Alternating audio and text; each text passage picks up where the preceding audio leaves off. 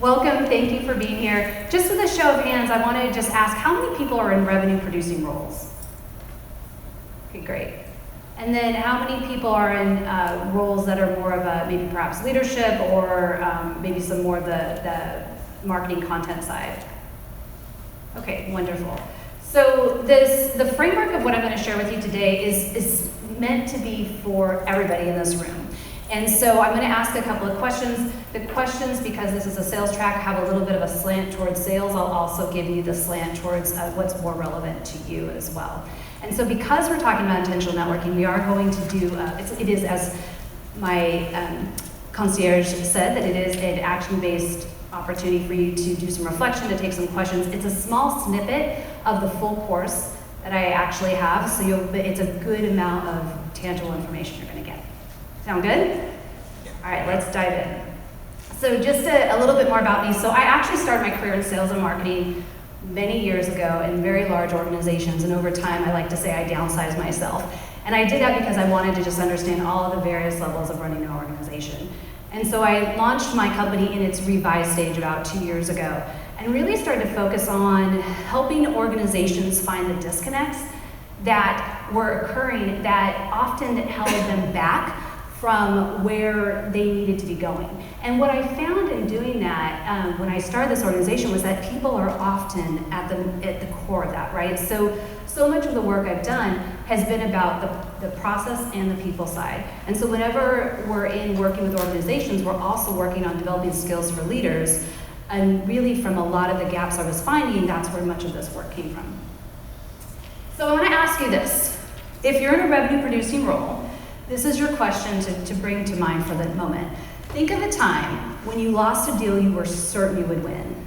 And if you're not in a revenue producing role, think of a time where you thought you had either a negotiation or an issue inside of your organization, a project you were working on where you were certain you were going to get the funding for, something like that. Everybody have something in mind? Painfully for some, perhaps? Okay, so keep that in mind, and we're going to talk about where that's going to come back up here in a moment. So this is a demographic I showed. I want to talk about this because it absolutely relates to networking. It relates to business as a whole. Has anybody seen this statistic before? Maybe? So this was research done some years back. It's been published several times in Harvard Business Review, and this is what it refers to, and I'll tell you why it's tied into this presentation. So what it speaks to is that women only apply for jobs if they believe they're 100% qualified. And men apply if they believe they're 60% qualified. So there's two major consequences that come from that. And it continues to prove out. So the first major consequence is women tend to take ourselves out of consideration with a conversation in our head and never bother to tell somebody we're interested in it. So we don't necessarily go to a leader and say, hey, I know I don't check all the boxes, but I'm really interested in having the opportunity to try for this. The second problem is that we tend to then, by not putting ourselves in or having those opportunities, we end up having less experience and less opportunity to have feedback. So that when the ideal position comes around, we are not ready.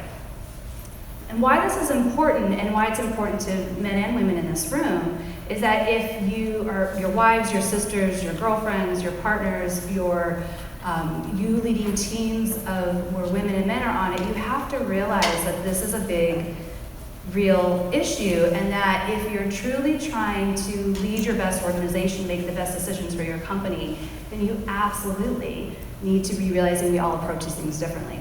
And for women, networking is one of the biggest challenges they face. So on that note, understanding that if we're trying to intentionally diversify our network, and we approach it extremely differently from how we do it, it means we have to be more conscious of the statistics like this that can create an unconscious bias that we weren't intending as we're trying to build our teams or as we're trying to grow our business. Does that make sense? Yeah? Okay. So off that, now we're going to launch into what is an intentionally diversified network.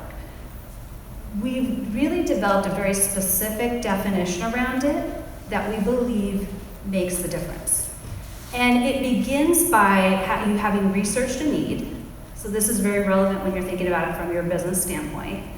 That you've constructed an intentional plan, that you've identified an organization or an individual or the specific contacts inside your company that are going to help you with it, and that you are able to make an ask with very specific information that you've identified while cultivating the nurturing authentic relationship.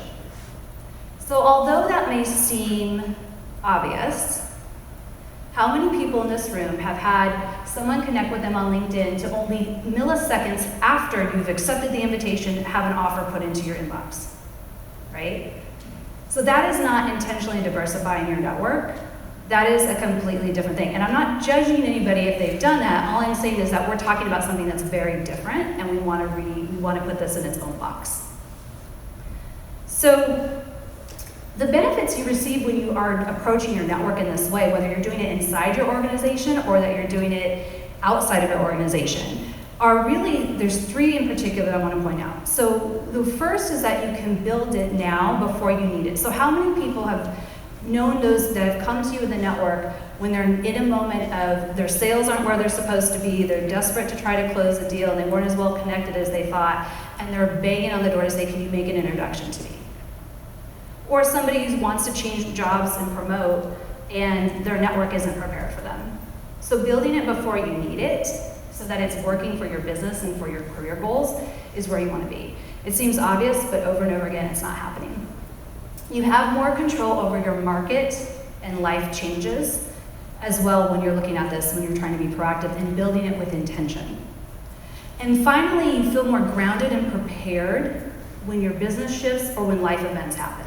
You can make those decisions much more effectively when you have already built this network and it can work for your business or for those personal needs. Anybody else think of any benefits that come to mind? Pop up? Well, opportunities when you're not looking for them. Precisely, that's a great example. Opportunities when you're not looking for them. Anybody else? So being intentional in what we do is really going to be the key here. And so what makes up an intentionally diversified network? We're going to look at that now. And so there's about 5 components that make up what we like to call the formula. So the first is quality over quantity. So you don't have to have big numbers. I'm also not suggesting if you have big numbers you go through and you purge people, but we really want to look at what's the quality.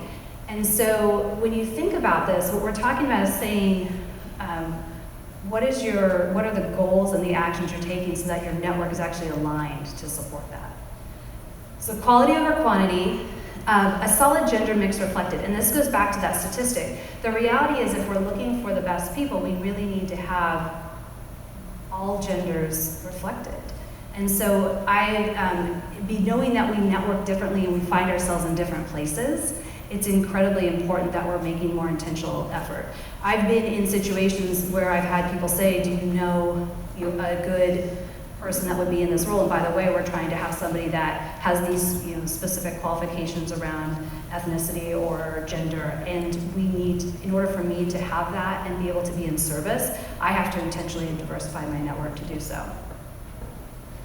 The third is really looking at 70% mix of more professional contacts. So again, I'm not suggesting you're purging your friends and family.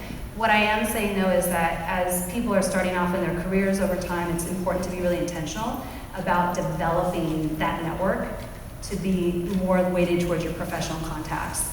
And this might seem obvious, but I'll tell you it's not. When people start to dissect their networks, they're surprised usually by what's in it. And we'll get to that in a minute. It reflects titles above and below where you want to go. So if you're trying to look at your network from a place of supporting you where you want to be in your career in 3 years, then your network should start to reflect where you want to be in 3 years. And it should start to reflect that now. So that you're really looking to say, what are those titles and those people that I want to be associated with, not just my peers and where I'm at today. And it contains adjacent or partner organizations. So if you were trying from a business growth standpoint, you're looking at building your network and pursuing your business, you really should be having those other adjacent partnerships in your network that can help you, where you could be sharing leads, where you can be looking at growing in ways that you might not be expecting. Very much like the gentleman said about opportunities that you may not even realize that could be there for you. The other thing is that from a career perspective, you want to have it diversified in this way too, of areas that you might want to be growing into. So again, you can think about this as being very intentional, and if you're clear on what you're trying to do in your business or your career, then you can start to build these pieces in. So let me see a show of hands. How many people knew exactly what they were coming for here from either a connection of business standpoint when you came to the conference today, the type of companies you wanted to see, the type of sessions you wanted to see? So, and how many people knew the type of people they wanted to meet? So it's a small portion. So if you think about it, if you think about coming here and not just necessarily picking your sessions, but if you think about, okay, let me think of where my business is today, and let me think about where my career is today, and where do I want to be? What are the type of people I want to maybe search out? Will I find those people in certain sessions? What are the type of pieces to make this experience more intentional and to make the experience more worthwhile? And although we're at the end of this day, it doesn't mean you can't do this the next time. So on a scale of 1 to 10, how do you rank your professional network based on what I just shared? So just kind of, how many people say it's a 10? How about, oh great, it's a 10, awesome. We'll have this gentleman here to help us answer questions later. How about 7? Okay, these are my revenue people. Raised their hands earlier. How many people feel it's maybe 5 or less? Okay, well good, I'm glad you're here. This is awesome. So now let's think about that situation I recalled for you before. How do you think your network was prepared to help you in that situation with that deal you lost, or with that perhaps project you thought you were funded for internally? Does that change anybody's answer about how well they think their network was for them, especially the 10s or the 7s? No? Maybe? So a lot of times when we lose the deals that we think we're guaranteed to get, it's because we haven't always had that network as deep and wide as we could, right? That's just the basics, and we know that, and yet if we haven't prepared our network, it won't be ready for us to tap into when we need it. It's just as relevant when you're inside your own internal organization. If you haven't deepened that network inside your own organization, you're going to run into the same type of problems when funding gets pulled from your project and pushed to somebody else's. So this is the roadmap that I take people through. We're only going to cover the first 3. It's a much longer session if we were to go deeper. That being said, what you're going to get is really important pieces today. So we like to talk about this from a place of assessing, aligning, and accelerating your network. And this is relevant, as I mentioned, whether you're talking about this from a business growth standpoint or whether you're talking about it from a career growth standpoint. And so we're going to talk about, under assess, we're going to look at how do you examine your network, and we're going to talk specifically about that. We're going to look at how do you analyze the gaps and prioritize the disconnects and create a plan that will help you then build your network more intentionally in the particular area that you determined is the biggest opportunity for yourself. Sound good? All right. So what we like to say is networks are made up of ecosystems, right? We have a bunch of different ecosystems inside our world that we network in. Coming to conferences like this, there's a common interest that people have that's brought you here, and so this is it could be a particular ecosystem for you as well. And so what we like to define an ecosystem as is the place where you have the makeup of different outlets where you intentionally are spending your professional time.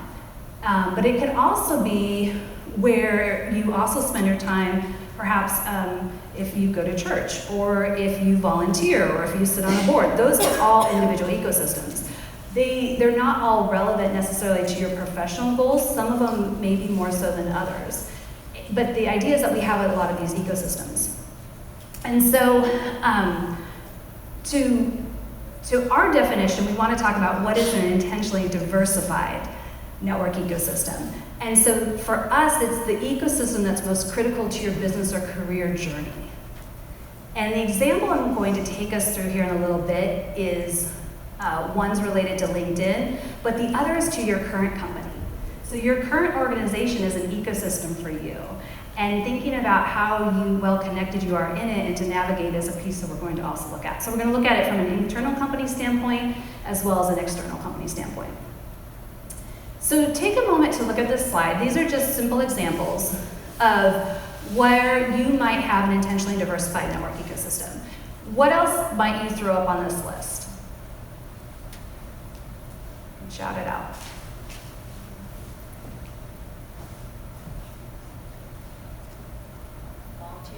Volunteer. Former colleagues. Former colleagues, what else?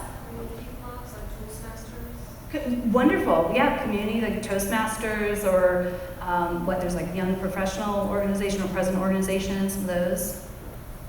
Neighborhood associations. Excuse me? Neighborhood associations. Neighborhood associations, very much so. How many of you, when you think about some of these different ecosystems that we've said and what's even on the screen, how many of you think about it when you're interacting with them that they can be helping you professionally? Great. Sometimes I think we interact in these different outlets with other professionals, but because it's not necessarily the same professional organization or in the mindset we're in, we forget that those are people that can be helping us advance our goals as well. And so the purpose is to really be able to think of that from that lens. So we're going to take a moment and chart your current company ecosystem. So if you can just take a moment, take out some piece of paper, some notes. I want to just have you take this action item for yourself. Given where you are today when you think about your current company, what are some of the pieces that you might extend to in developing your network further? So it's clear that you might already be connected to people on your immediate team. It could be even some adjacent teams to where they help you from a support standpoint. Where else, though, should you be intentionally reaching out to connect with that maybe are not as close to where you are in your immediate circle? So take a moment just to jot some thoughts down. I want to have you share some of those areas. And then we'll talk about how we, some questions that we'll ask ourselves.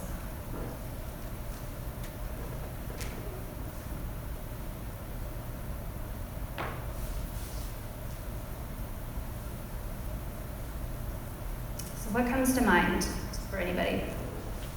Former clients. Former clients.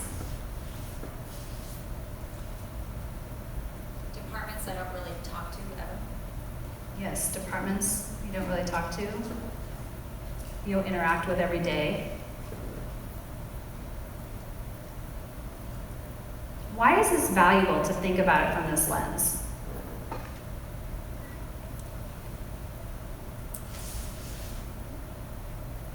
It drives Diamonds in your own backyard. Say that again. Diamonds in your own Diamonds in your own backyard, very, very much so. What else? It's easier to make an ask if you know people. So if you're in a matrix organization, you get more done faster if you actually know people. For sure, definitely. What else? One of the biggest opportunities I see missed for people in doing this type of exercise is that if you're trying to promote inside your own organization and you need to move into areas that you aren't as familiar with and you need those sponsors or you need those other executives to at least have awareness of you, and you don't, so that you're not just trying to go along when something opens. It's all about networking. And so this is a big opportunity that as you want to grow your career professionally inside your own organization even, this is something you should be thinking about of where else should I be reaching out to that if I want to be somewhere else in 2 or 3 years, I need to start having those people know who I am. I need to make sure that those work groups maybe know who I am so that I'm starting to develop relationships with them so that they'll be there to help lift me up or recommend me when the time comes. And from a business growth standpoint and a revenue standpoint, it's amazing. You never know who's connected to who. It's crazy to find out some people whose brother-in-law is the CEO of, Black & Decker, that type of thing. Those are organizations which is in my husband's friend's brother-in-law's. I think he's now the CEO of something else. But anyway, it was crazy when I found that out. You never know who's connected, and that's the purpose of wanting to continue to move internally inside your organization. Question. How would you look at this if you come from a very small organization? I feel like you know if that regular interaction with everyone. You're right, and here's the thing I find often.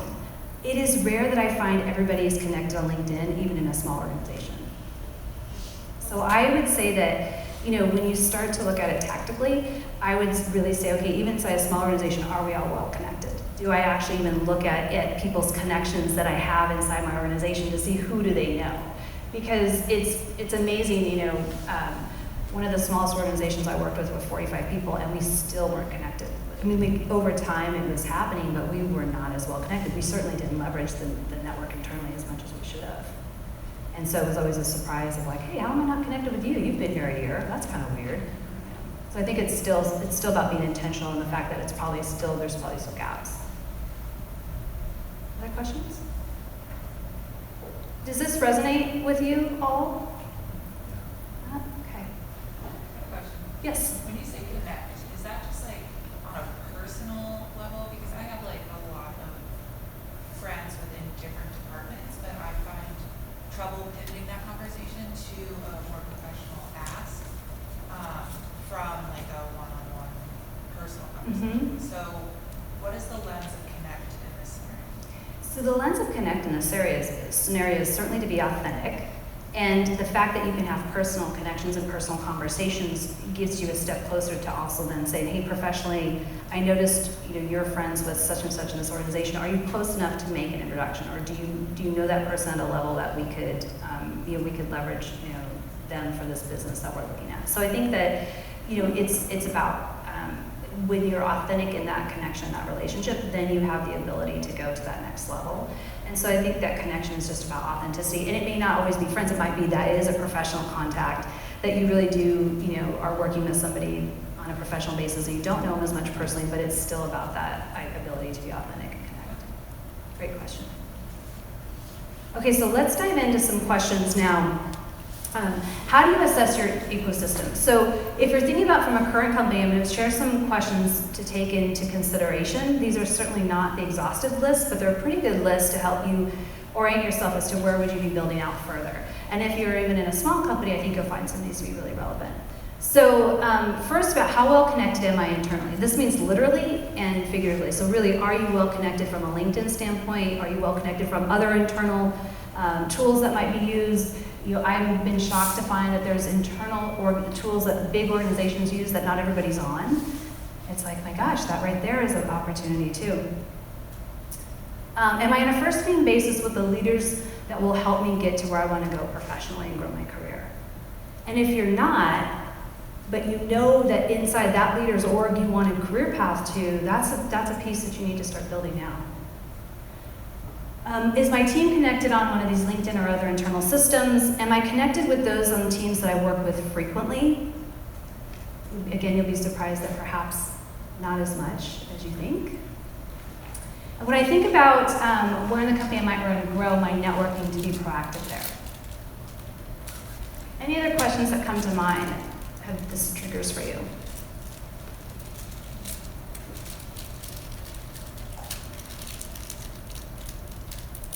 So let's talk about, before we move on actually, I'm going to ask you just take a note of which one stands out to you the most. Which one kind of hit a nerve when you saw this? I'm not going to ask you to share the details, but what hit a nerve for you that you realize it's something to go back and reflect further on? And does anybody want to share what that is without the details?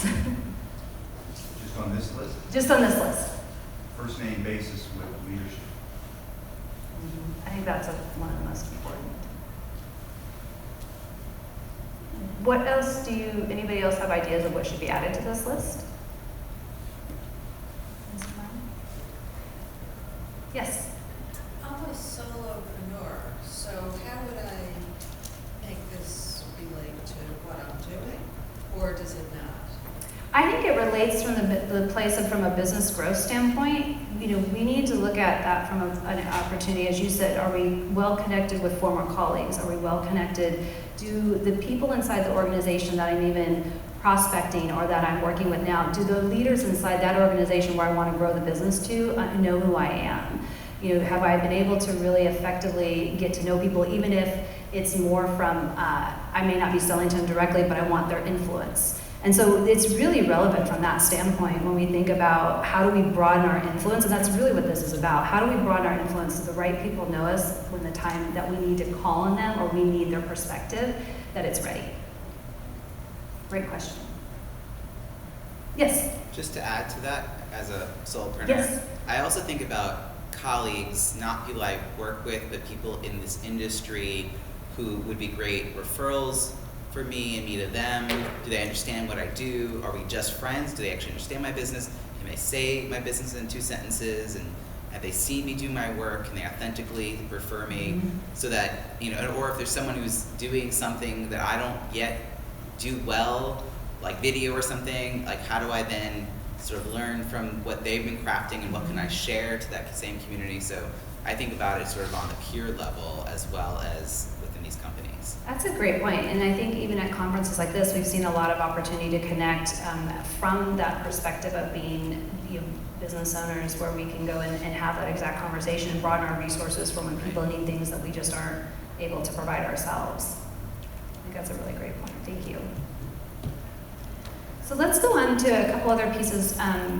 So I'm going to take us into a tactical place, and some of you might be familiar with this, others might not be, but I wanted to take this into a place around LinkedIn, and by no means do I claim to be a LinkedIn expert. There are wonderful people like that out there. What I will say though is that this is a piece that you should look at from the perspective of analyzing and dissecting your network. And so it's through that lens. So when you think about from LinkedIn, how many people have ever downloaded their contacts and actually analyzed them?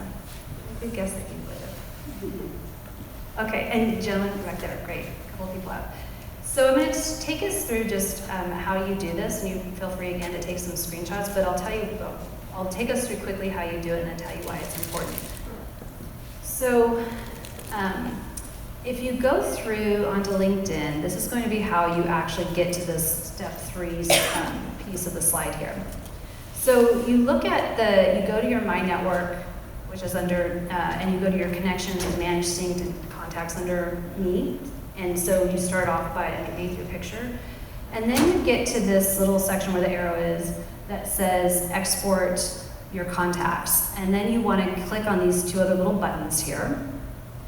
And then what you're going to wind up with is, oops, sorry guys, hold on. You're going to wind up with this final piece. Now this is why, this is where this is important, and it's tactical, but it's relevant to our conversation. When you export your contacts, it comes across in these columns here. What this gives you the opportunity to do is to sort the columns, and I'll share with you in a minute how you start to look at your data. Essentially, you want to start to look at who is in there, what are their titles, what are their companies, how well connected am I, where are my gaps? And one of the things to noting at the bottom, I don't know if anybody is familiar with this, you are, you've probably heard it from LinkedIn, but LinkedIn quietly changed a setting recently that if you said to somebody, oh, you know, just look, you know, we're connected, let's connect on LinkedIn, all my contact information is there. If you haven't gone in and actually changed the setting on LinkedIn to expose your contact information, they actually can't see it. And they could have seen it before they made this change. So that's just a little side note that if you actually want people to have that, even if you're connected, they won't unless you've exposed your contact information. Sneaky little guys, you can go talk to them outside on the next level after. Any questions on this before I tell you what to do with the data? Okay. Yes? Could you say again how you change your contact information to be public, please? Yes, so what you do is you go into this privacy settings at the bottom, and so inside your privacy settings, there's actually a button, or I think it's a button now that you slide, and it says, it actually says, you know, do you want to expose or share your contact information, something like that. And it didn't appear before, so now you just slide it and it'll share. It's email visibility. Yeah, the email visibility. That's it. Thank you. It's the email visibility. Yeah, which is important. Yes. I find, maybe this is intentional and that's why they're operating within the LinkedIn environment, but I find it frustrating how many people are on LinkedIn clearly to do business and generate business. And then you think to try to change the channel because maybe they're not on it as much and you want to reach out and you go into connections or into contact info, and the only contact info that's there is the link to their LinkedIn profile. No phone number, no email. Like, maybe that's the reason you're there, but I would say 49 out of 50 don't have any additional information, even if they clearly seem to be open to Sharing. introductions in the right context. So whether it's all there, but nobody's done the slider button, or Yeah, just I lazy think it's that last part. I don't even know they do that. Yeah, the slider button. Yeah. Like, it just changed a couple weeks ago. A friend of Yeah. mine posted it, and again, I don't claim to be a LinkedIn expert, but it's relevant for what we're trying to do here. And a friend of mine posted it and was pretty frustrated that it was not openly shared. I did notice that a download from 6 months ago had tons of emails. A download 2-3 weeks ago Yep. had 4. Yeah. 4 emails, thousands of people, 4 emails showed up. Mhm. So most people. And that's just don't- because of this change. So you're absolutely right. That's what I happened. assume that if I put contact information in, and I've connected with someone, that they can see that. Mhm. But now, Now you can't, and that was a change they made. They're on the floor above us if you want to go talk to them. But I did find that. Yes, that's a good, so it's just good to know, especially when you're at something like this. You're thinking you're connecting with people and you're going to look them up and then you can't. So let's talk about how you dissect this briefly. So the idea is that when you get this CSV file, you just start to sort it. You sort by company, you look at the industries. You know, if you're doing this from a business prospecting standpoint, this is extremely relevant to know how many people do I have inside this company that I think I'm well connected to? Who else do I need to build up? If you're looking at it from a career development standpoint, do I have the industries that I think I want to have in order to actually develop my career and grow and cross-functionally? Do you have people inside your network that are relevant to perhaps board service you want to do at some point and you're trying to navigate into that type of water? And so with just that CSV file, you can get a lot of information even if the emails become a factor. I do notice a lot too on LinkedIn that a lot of people use their personal emails on it. And so it's not always as helpful there, but certainly looking at all this other data is really the most important piece for what we're speaking to. And that really is about looking at it and dissecting and saying, okay, if this is my goal, if I'm trying to penetrate these type of companies, or if I'm trying to grow my career in this type of way, do I even have the contacts I need? And then this is how you start to create your plan around how do I get to more of what I want to see as an intentionally diversified network that aligns with my goals and my actions. And that's the whole purpose. Often we go into networking and we meet really great people, but they're not necessarily aligned with our goals. It doesn't mean you shouldn't meet them and connect with them, but the reality is that if it's not aligned with your goals and your actions, then you're just really kind of wasting effort. Or you could be attending events that you don't really need to attend. I mean, how many people have gone into like the networking event where you're like, why am I here? I'm here with every other salesperson I know. And not that there's anything wrong with us salespeople, but come on, we don't always want to be with our own kind. So I think that that's the whole purpose of why we want to be more intentional. Any thoughts or questions on this before we move on? No? Okay, so now let's talk about your own external ecosystem. So we talked about it from the company standpoint and what questions you asked there. Now we're going to say, what about it from that LinkedIn standpoint or other professional networks that you mentioned in the room earlier? I use that LinkedIn example because it's the most common one for all of us in the room. It's not the only one. And the reality is you can't take on all of it. So you can use the questions I'm going to share with you here for any of your potential professional networks you want to expand further into. So as you think about looking at the data, how well connected am I in the network? Is this the mix I need that's going to get me to my professional goals? What type of role or individual is missing that I need to add? which connections should I reach out to in order to learn more about what they do and how we can help each other. And the last one is, who in my network might be able to help me open up new conversations? This seems obvious, and at the same time, we're not doing it. I was talking with somebody yesterday who is a great LinkedIn consultant for companies and organizations. And so much of it is about, like, it takes time. Like, we have to sit down and be intentional and have a plan about how we're going to build our networks. And so we actually have, as much as we intuitively know it's important, we often aren't actually planning the time to do it. And so the questions are intended to help you really cut through some of the noise and become more focused into the work itself, into what you want to build. And you can't take it all on, so it's really about what goal, what action, and what do you want to do in your network to align it. Questions or thoughts on this?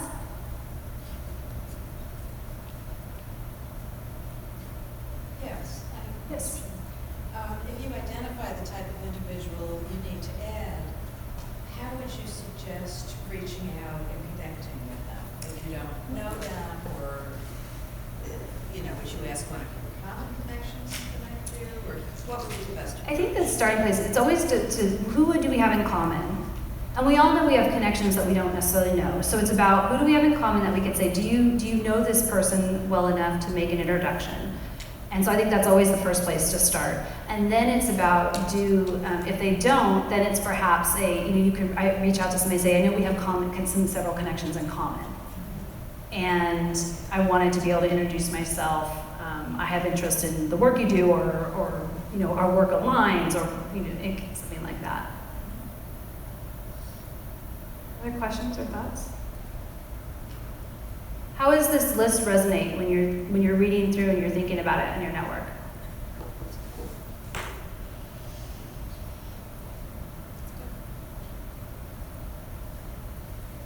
I have a question. How do you prioritize where to start? I guess it depends where you're at. But I mean, I've networked on LinkedIn since 2006, and I've never done this. So I realize I have a lot of work to do. So I think we all have work in this area. I think the place where you want to start is really about what's the most important goal. So it might be revenue driven, and it might be that, of this target list of accounts I have, I need to really work to pushing us, to building those connections. It might be career driven, that I'm really interested in promoting into a different type of role in 12 months or 24 months. And so what do and so you take one of those goals, and then you start to say, okay, what am I doing today? And what's in my network? And you look at those gaps, and then you say, now I know, if that's my most important goal, now I know where I start to build my plan around, and the actions I'm taking that are aligned to that. So then if you are going to a networking event, or you are going to spend an hour on LinkedIn, it's about promoting that one goal versus just being on there to comment on posts in general, right? You can have more, your efforts can be more aligned and more focused. Great question. Any others?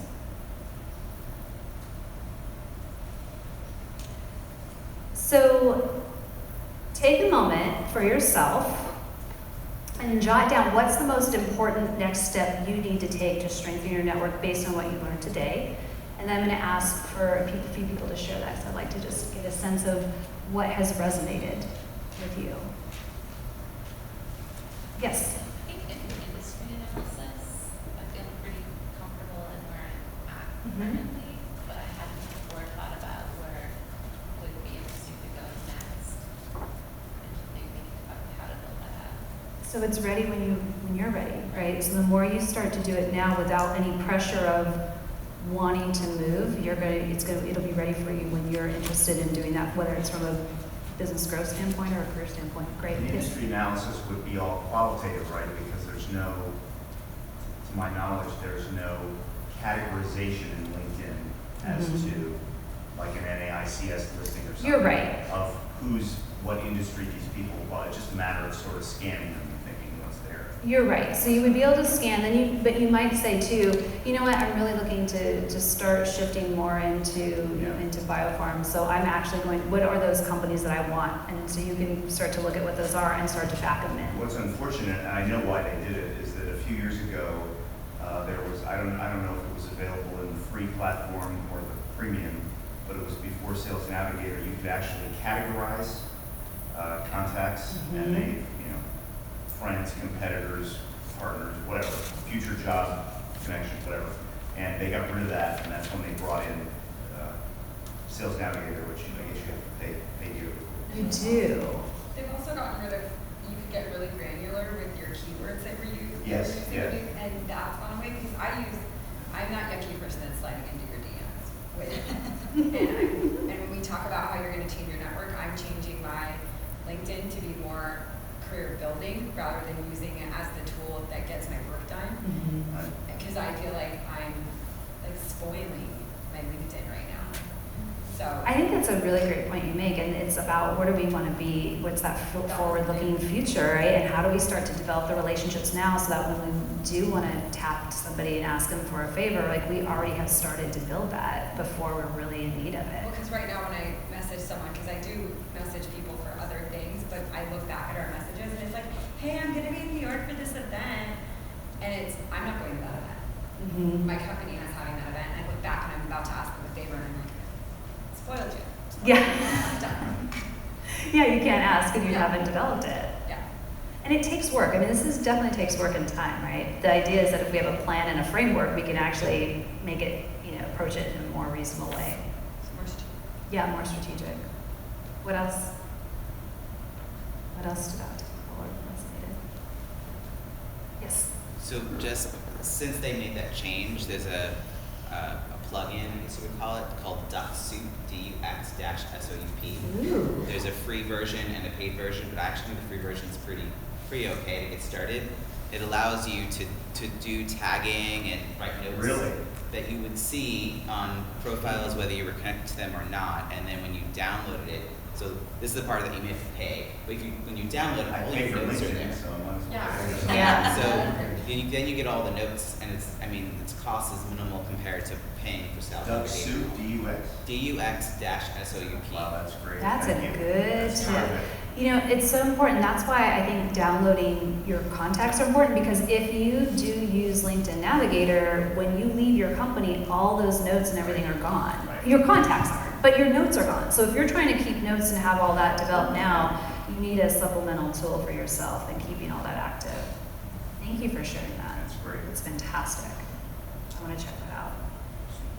So what about from our revenue people? What's resonating here for an action item for yourselves?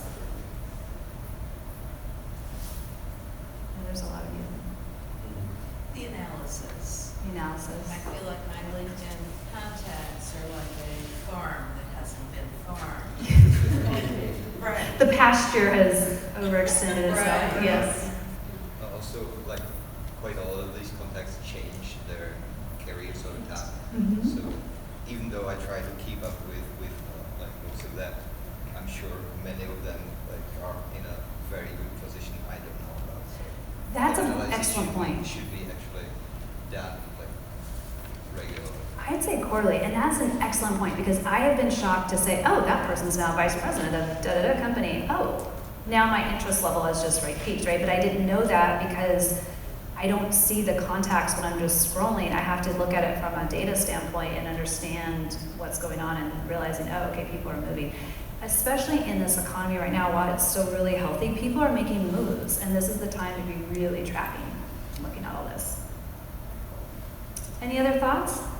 We're coming up on closing. So I'm going to leave you with a couple of things. If you're interested in a networking quiz to see how well you're aligned, you can text networking to 21,000. You'll get the download for a quiz. It's a fun little Cosmo type of quiz, but it's a fun little quiz. You can rank yourself and see how well aligned your network is with your career. So please feel free to take advantage of that. And then also I'll share with you 2 other items. If you're ever interested, this also relates to our conversations today. My book has come out. It's actually available on Amazon today for pre-order, September 17th. It's on successes, failures, and lessons learned, and it is about how do you align your career and your business goals and actually track your trends. So it's a working journal that runs in 12-week cycles. And there's a few other exercises in that help you position for business growth and career growth, as well as my course that I've just recently released. It's the very detailed version of what we've done here that I've done for about 18 months. It's now in an online asynchronous format so that you can have access to it and actually go through 7 units with a lot of deep reflection and action work for yourself as well. And with that, I want to thank you all. I'll step out and be available for questions. If there's anything else, please connect with me. That's what we're here for, right? We're here to connect on LinkedIn. So I hope you all will connect. And I hope you all have a wonderful rest of your time here. Thank you for joining us today.